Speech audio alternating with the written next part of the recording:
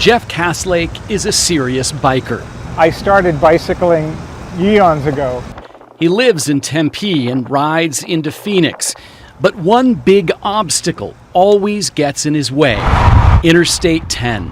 The quickest way is to get on Broadway Road and go across 10 on Broadway Road, which is horrifying. Now, a construction project that's making I-10 wider will soon make it easier for Castlake, other bikers, hikers, and walkers to get across the 10. 3 pedestrian bridges are planned for the stretch of Interstate 10 that's under construction. Do you think that these bridges make sense? I love them. One of the bridges is an addition to the Guadalupe Road overpass, connecting the East Valley to the trails on South Mountain Park. Another runs along the Western Canal near the Arizona Mills Mall. It's this third bridge that's raising eyebrows because of where it leads, right into the parking lot of the Tempe Diablo Stadium, the spring training home of Major League Baseball's Los Angeles Angels. The $9 million bridge will connect Tempe east of the freeway to the stadium west of the freeway. I think the Arizona story is typical of the problem with stadiums and sports franchises.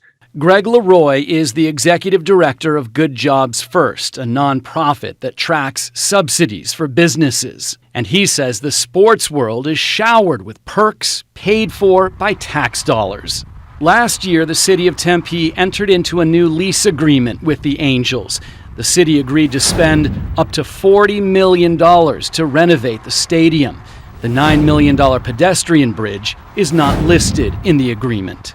Would you see this and say, that's sort of a hidden cost of a benefit that the team is getting? So in any honest accounting of the costs of an economic development project, stadiums included, infrastructure costs, including walkways over highways, must be included.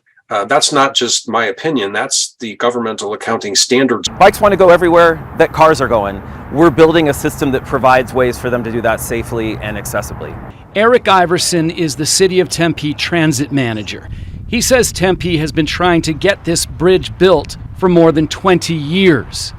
What do you say to somebody who says, well, then this is just another perk for a Major League Baseball team?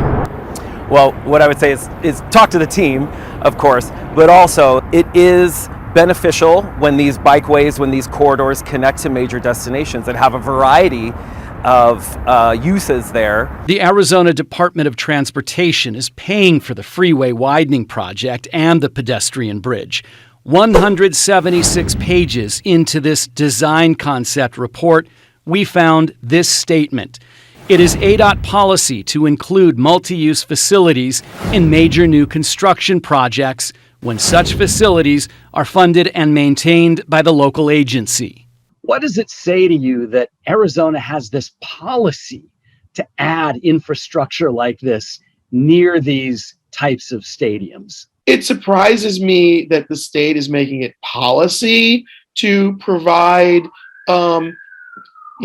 infrastructure for any privately used stadium that happens to be there. Neil DeMoss runs the blog Field of Schemes, which reports on taxpayer perks for professional sports teams. He says projects like this one have almost become expected, to the point where sports teams don't even have to ask for them anymore. An infrastructure project that benefits a team can benefit the general public too, right? Something that you can walk to the stadium across, you can also walk or bike across for other reasons. But if you're spending it on that, you're not spending it somewhere else, right?